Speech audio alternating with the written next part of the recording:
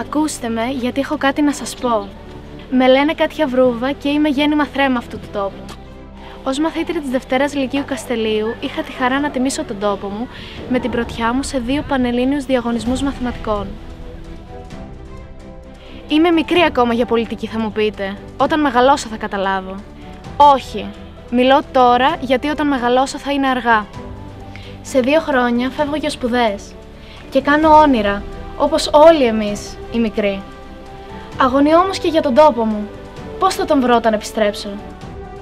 Γι' αυτό σας μιλώ, για να προλάβω.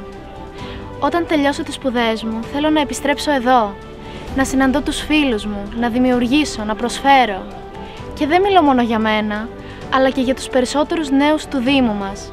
Για όλους εμάς που ονειρευόμαστε μια καλύτερη και ποιοτική ζωή στα μέρη που γεννηθήκαμε. Και να ξέρετε, δεν θέλω απλά να ελπίζω.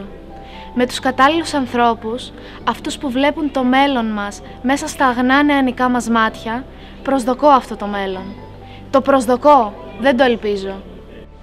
Είμαι παιδί που μεγάλωσα μέσα στην κρίση. Τη λέξη μνημόνιο την άκουσα πολύ περισσότερες φορές από ότι το ζήσαν αυτοί καλά και εμείς καλύτερα, που μου έλεγε τα βράδια η γιαγιά μου. Αυτό που θέλω να σας πω είναι ότι ο Δήμος μας δεν θέλει πολιτικούς.